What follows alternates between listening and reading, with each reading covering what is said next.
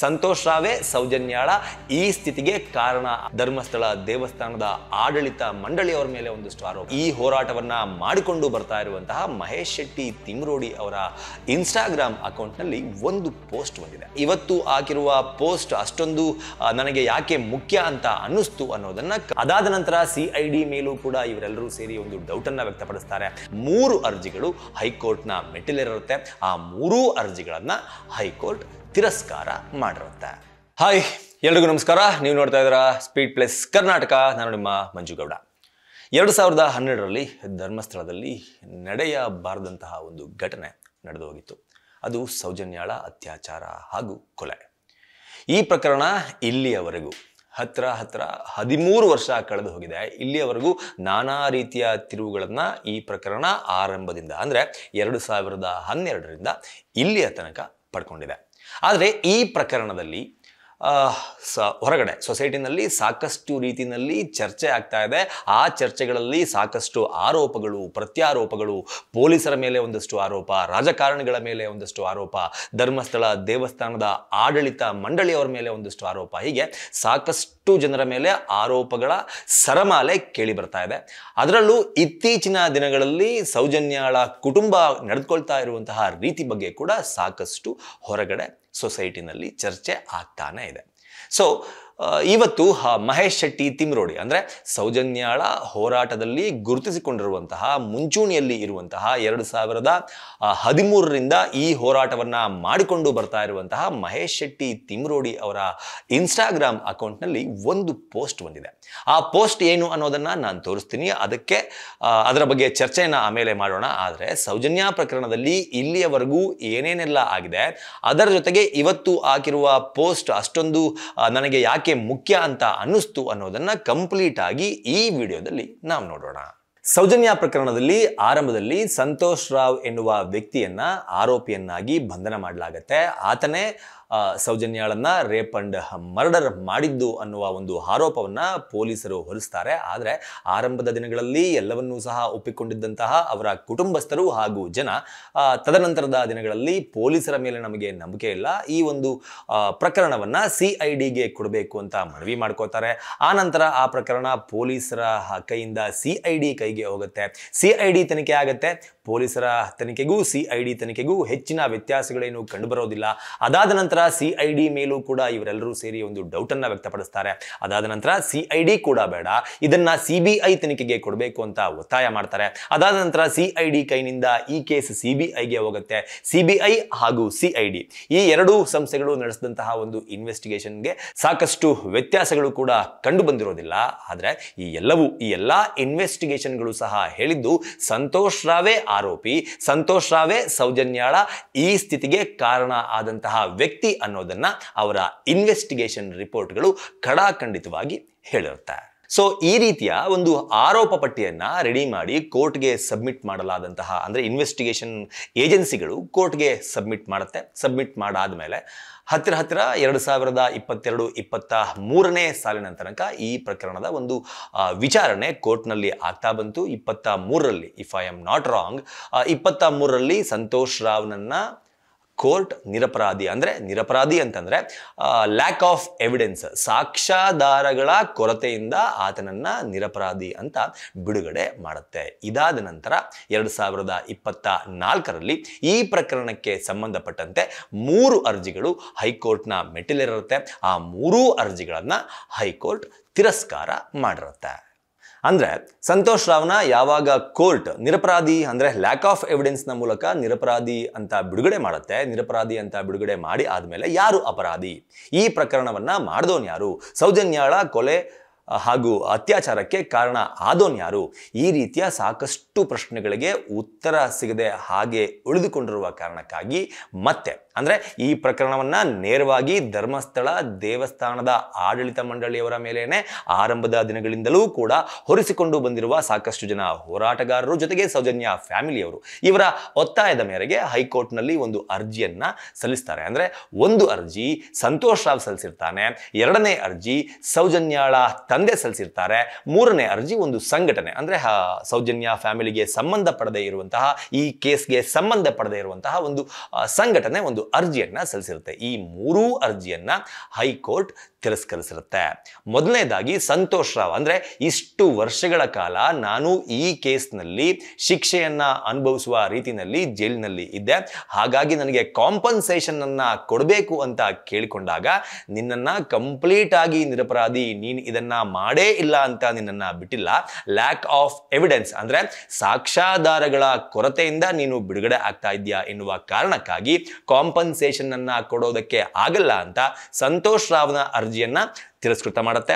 ಅದಾದ ನಂತರ ನಾನು ಹೇಳಿದೆ ಒಂದು ಸಂಘಟನೆ ಕೂಡ ಅರ್ಜಿಯನ್ನ ಹಾಕೊಂಡಿತ್ತು. ಅಂದ್ರೆ ಈ ಕೇಸ್ನ ಮರು ವಿಚಾರಣೆಯನ್ನ ಮಾಡಬೇಕು, ಸೌಜನ್ಯಾಳ ಪ್ರಕರಣದಲ್ಲಿ ಧರ್ಮಸ್ಥಳ ದೇವಸ್ಥಾನ ಹಾಗೂ ದೇವಸ್ಥಾನದ ಆಡಳಿತ ಮಂಡಳಿಯನ್ನ ವಿನಾಕಾರಣ ಎಳೆದು ತರಲಾಗ್ತಾ ಇದೆ, ಹಾಗಾಗಿ ಮರು ತನಿಖೆಯನ್ನ ಮಾಡಬೇಕು ಅಂತ ಅರ್ಜಿಯನ್ನ ಹಾಕೊಂಡಿರುತ್ತೆ. ಆದರೆ ಕೋರ್ಟ್ ಆ ಸಂಘಟನೆಗೆ ನಿಮಗೂ ಸೌಜನ್ಯಾಗೂ ಏನು ಸಂಬಂಧ, ನೀವು ಸೌಜನ್ಯಾಗೆ ಸಂಬಂಧಿಕರ, ಅಂದ್ರೆ ನಿಮಗೂ ಸೌಜನ್ಯಾಗೂ ಸಂಬಂಧ ಇಲ್ಲದೇ ಇರುವ ಕಾರಣಕ್ಕೆ, ಅಂದ್ರೆ PIL ರೀತಿಯಲ್ಲಿ ನೀವು ಅರ್ಜಿಯನ್ನ ಹಾಕೊಂಡ್ರೆ ಇದು ಪಬ್ಲಿಕ್ ಇಂಟ್ರೆಸ್ಟ್ ಲಿಟಿಗೇಷನ್ ಅಲ್ಲ, ಇದು ಫ್ಯಾಮಿಲಿಗೆ ಸಂಬಂಧಪಟ್ಟಂತಹ ಪ್ರಕರಣ ಆಗಿರೋದ್ರಿಂದ ನೀವು ಅರ್ಜಿಯನ್ನ ಹಾಕಿ ಮೇಲ್ವಿಚಾರಣೆ ಅಂದ್ರೆ ಪುನಃ ವಿಚಾರಣೆಯನ್ನ ನಡೆಸಿ ಅಂತ ಕೇಳ್ಕೊಳ್ಳೋದಕ್ಕೆ ಬರೋದಿಲ್ಲ ಅಂತ ಆ ಅರ್ಜಿಯನ್ನು ಸಹ ತಿರಸ್ಕೃತಗೊಳಿಸುತ್ತೆ. ಇನ್ನ ಮೂರನೇ ಅರ್ಜಿ ಸೌಜನ್ಯಾರ ತಂದೆ ಈ ಪ್ರಕರಣದಲ್ಲಿ ಈಗ ಆಲ್ರೆಡಿ ಸಾಕ್ಷ್ಯಾಧಾರಗಳ ಕೊರತೆಯಿಂದ ಹೊರಗಡೆ ಬಂದಿರುವಂತಹ ಸಂತೋಷ್ ರಾವ್ನನ್ನ ಈ ಪ್ರಕರಣದಿಂದ ಹೊರಗಿಟ್ಟು ಈ ಪ್ರಕರಣದ ಮರು ತನಿಖೆಯನ್ನ ಮಾಡಿಸಬೇಕು, ಮರು ವಿಚಾರಣೆಯನ್ನ ಮಾಡಿಸಬೇಕು ಅಂತ ಕೋರ್ಟ್ಗೆ ಒಂದು ಅರ್ಜಿಯನ್ನ ಹಾಕಿರ್ತಾರೆ. ಆಗ ಜಡ್ಜ್ ಈ ಅರ್ಜಿದಾರರಿಗೆ ಕೇಳಿದಂಥದ್ದು ಒಂದೇ ಪ್ರಶ್ನೆ. ಕಳೆದ 9 ರಿಂದ 10 ವರ್ಷಗಳ ಕಾಲ ಸಾಕಷ್ಟು ಟ್ರಯಲ್ ಈ ಕೇಸ್ನ ವಿಚಾರವಾಗಿ ಆಗಿದೆ, ಸಾಕಷ್ಟು ಸಾಕ್ಷಿಗಳನ್ನ ಕರೆಸಿ ವಿಚಾರಣೆಯನ್ನ ಮಾಡಲಾಗಿದೆ, ಕೋರ್ಟ್ನ ಕಟಕಟೆಯಲ್ಲಿ ನಿಲ್ಲಿಸಲಾಗಿದೆ. ಅದನ್ನ ಬಿಟ್ಟು ನಿಮ್ಮ ಬಳಿ ಏನಾದ್ರೂ ಎಕ್ಸ್ಟ್ರಾ ಎವಿಡೆನ್ಸಸ್ ಇದೆಯಾ, ಎಕ್ಸ್ಟ್ರಾ ಸಾಕ್ಷಿಗಳು ಇದೆಯಾ ಅಂತ ಕೇಳುತ್ತೆ.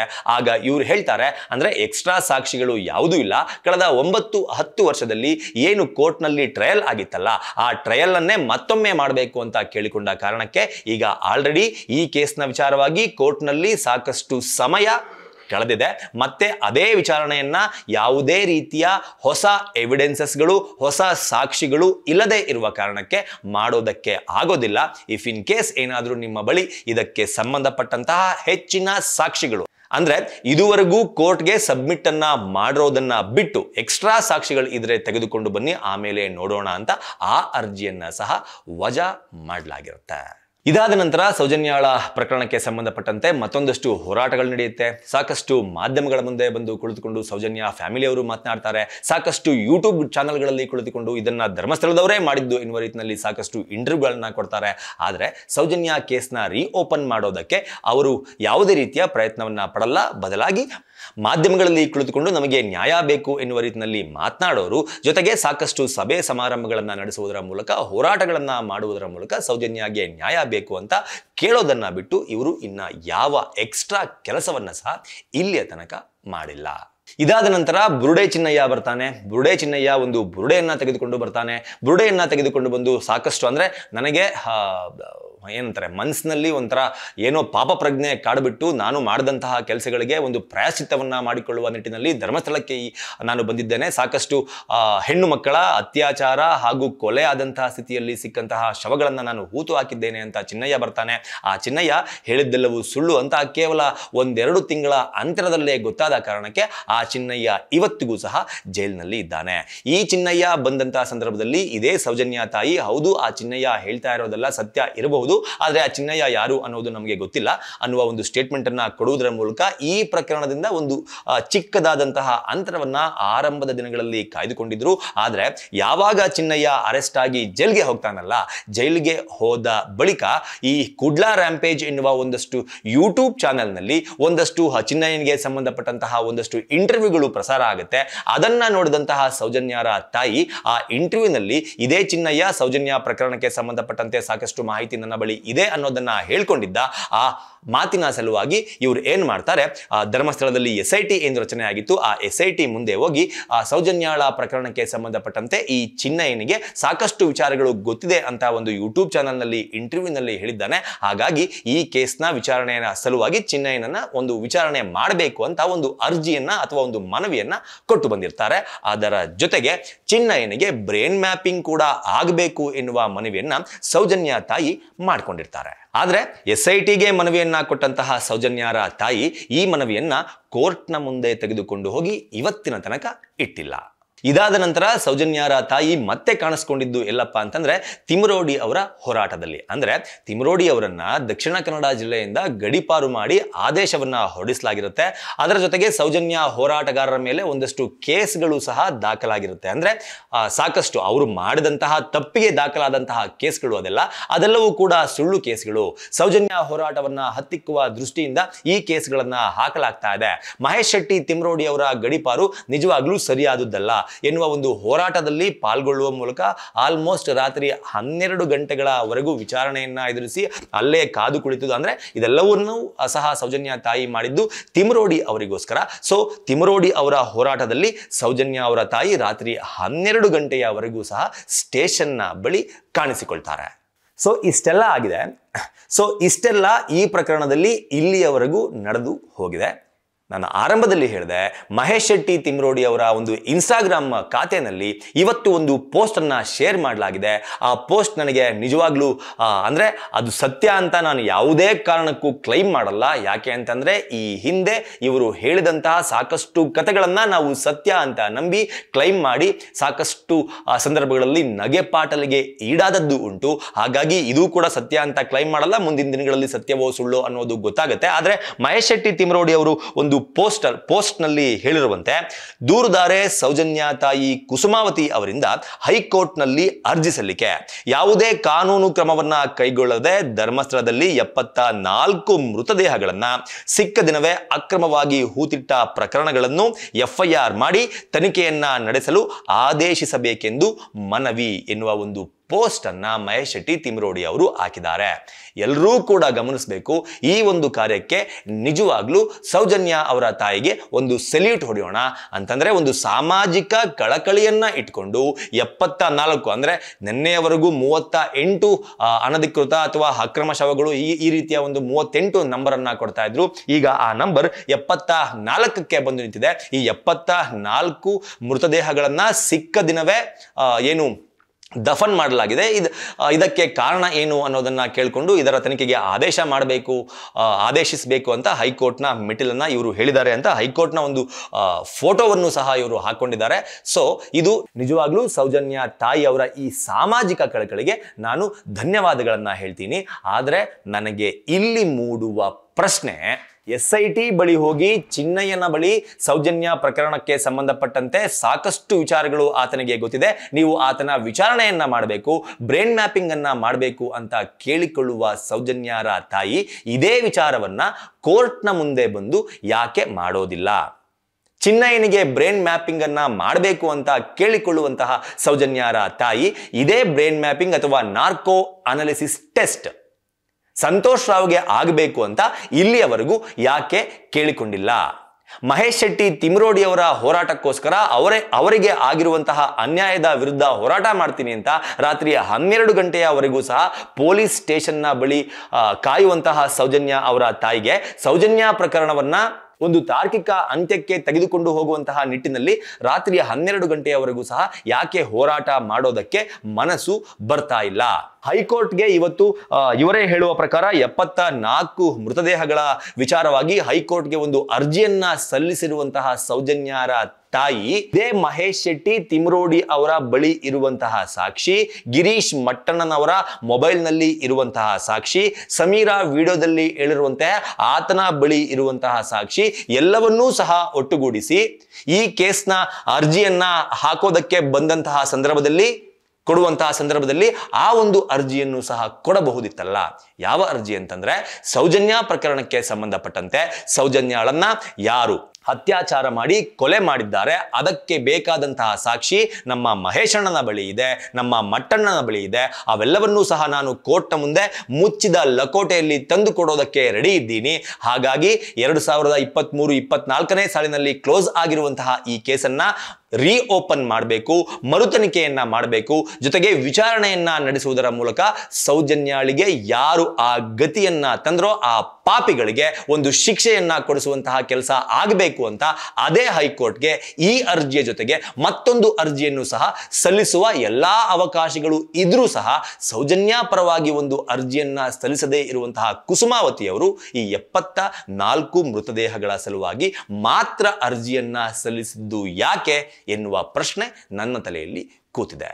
ಹೈಕೋರ್ಟ್ಗೆ ಬಂದಿದ್ದಾರೆ ಅಥವಾ ಹೈಕೋರ್ಟ್ಗೆ ಅರ್ಜಿಯನ್ನ ಹಾಕೊಂಡಿದ್ದಾರೆ, ಅದಕ್ಕೊಬ್ರು ಲಾಯರ್ನ ಪಕ್ಕ ಇಟ್ಟಿರ್ತಾರೆ, ಲಾಯರ್ ಮೂಲಕನೇ ಹಾಕ್ಸಿರ್ತಾರೆ. ಅದೇ ಲಾಯರ್ನ ಮೂಲಕ ನಮ್ಮ ಬಳಿ ಸಾಕಷ್ಟು ಸಾಕ್ಷಿಗಳಿದೆ ಸೌಜನ್ಯ ಪ್ರಕರಣಕ್ಕೆ ಸಂಬಂಧಪಟ್ಟಂತೆ. ನಮ್ಮ ಮೊಬೈಲ್ನಲ್ಲಿ ಕೊಳಿತಾ ಇದೆ, ಇನ್ನೊಂದಷ್ಟು ಮಹೇಶ್ ಅಣ್ಣನ ಮನೆಯಲ್ಲಿ ಕೊಳಿತಾ ಇದೆ. ಆ ಸಾಕ್ಷಿಗಳನ್ನ ಕೊಳೆಯೋದಕ್ಕೆ ಬಿಡಲ್ಲ ನಾನು. ಸರಿ, ದಯವಿಟ್ಟು ಕೋರ್ಟ್ಗೆ ಕರೆಸಿ ಅವರನ್ನ ವಿಚಾರಣೆಯನ್ನ ಮಾಡಿ ನನ್ನ ಮಗಳ ಸಾವಿಗೆ ನ್ಯಾಯವನ್ನ ಕೊಡಿಸಿ ಅಂತ ಸೌಜನ್ಯ ತಾಯಿ ಯಾಕೆ ಹೋಗ್ತಾ ಇಲ್ಲ, ಯಾಕೆ ಮನವಿಯನ್ನ ಮಾಡ್ಕೋತಾ ಇಲ್ಲ? ನಾನು ಯಾಕೆ ಈ ಮಾತನ್ನ ಹೇಳ್ತಾ ಇದ್ದೀನಿ ಅಂತಂದ್ರೆ, ನಾನು 2024 ಆಗಸ್ಟ್ ನಲ್ಲಿ ಅರ್ಜಿ ವಜಾ ಆಯ್ತು ಅಂತ ಏನ್ ಹೇಳಿದೆ, ಆ ವಜಾ ಆದಂತಹ ಸಂದರ್ಭದಲ್ಲಿ ಆ ಒಂದು ಸಂಘಟನೆಗೆ ಏನು ಕೋರ್ಟ್ನ ನ್ಯಾಯಾಧೀಶರು ಹೇಳಿ ಕಳಿಸಿದ್ರು, ಇದು ಈ ಕೇಸ್ಗೂ ನಿಮಗೂ ಸಂಬಂಧ ಇಲ್ಲ, ಸೌಜನ್ಯಾಗೂ ನಿಮಗೂ ಸಂಬಂಧ ಇಲ್ಲ, ಈ ಕೇಸ್ ರಿಓಪನ್ ಆಗಬೇಕು, ಈ ಕೇಸ್ನಲ್ಲಿ ಇನ್ನೂ ಹೆಚ್ಚಿನ ಸಾಕ್ಷಿಗಳು ಇದೆ ಅನ್ನೋದು ಏನಾದರೂ ಸಾಬೀತಾದ್ರೆ ಅದನ್ನ ಸೌಜನ್ಯ ಕುಟುಂಬದವರೇ ಬಂದು ಕೇಳಬೇಕು. ಸೌಜನ್ಯ ಕುಟುಂಬದವರನ್ನ ಬಿಟ್ಟು ಬೇರೆ ಯಾರಿಗೂ ಸಹ ಈ ಕೇಸನ್ನ ಮರುತನಿಖೆ ಮಾಡಿ ಇನ್ವೆಸ್ಟಿಗೇಷನ್ ಮಾಡಿ ಅಂತ ಕೇಳುವ ಹಕ್ಕು ಇಲ್ಲ ಅನ್ನೋದನ್ನ ಜಡ್ಜೆ ಹೇಳಿರುವ ಕಾರಣಕ್ಕೆ ಈ ಅರ್ಜಿಯ ಜೊತೆಗೆ ಸೌಜನ್ಯಾಳಿಗೆ ಸಂಬಂಧಪಟ್ಟಂತಹ ಆಕೆಗೆ ಆಗಿರುವಂತಹ ಅನ್ಯಾಯಕ್ಕೆ ಸಂಬಂಧಪಟ್ಟಂತಹ ಒಂದು ಅರ್ಜಿಯನ್ನು ಸಹ ಸೌಜನ್ಯ ತಾಯಿ ಕುಸುಮಾವತಿ ಅವರು ಹಾಕಬಹುದಾಗಿತ್ತು. ಆದರೂ ಸಹ ಯಾಕೆ ಹಾಕಿಲ್ಲ ಅನ್ನೋದೇ ನನ್ನ ಪ್ರಶ್ನೆ. ಏನನ್ಸುತ್ತೆ ನಿಮಗೆ ಇದನ್ನೆಲ್ಲ ನೋಡಿದಾಗ? ಹೈಕೋರ್ಟ್ಗೆ ಈ ಪ್ರಕರಣಗಳ ತನಿಖೆಯನ್ನ ಮಾಡಿ ಅಂತ ಹೋಗಿರುವಂತಹ ಸೌಜನ್ಯ ತಾಯಿಗೆ ಧನ್ಯವಾದಗಳನ್ನ ಹೇಳುವುದರ ಜೊತೆಗೆ ಯಾಕೆ ಸೌಜನ್ಯ ಕೇಸನ್ನ ಹೈಕೋರ್ಟ್ನಲ್ಲಿ ನಮ್ಮ ಹತ್ರ ಸಾಕ್ಷಿ ಇದೆ ಅಂತ ರೀಓಪನ್ ಮಾಡೋದಕ್ಕೆ ಮನವಿಯನ್ನ ಮಾಡಿಲ್ಲ? ಕಮೆಂಟ್ ಬಾಕ್ಸ್ ಮೂಲಕ ತಿಳಿಸಿ ಅಂತ ಕೇಳ್ಕೊತಾ ಈ ವಿಡಿಯೋನ ಮುಗಿಸ್ತಾ ಇದ್ದೀನಿ. ನಮಸ್ಕಾರ.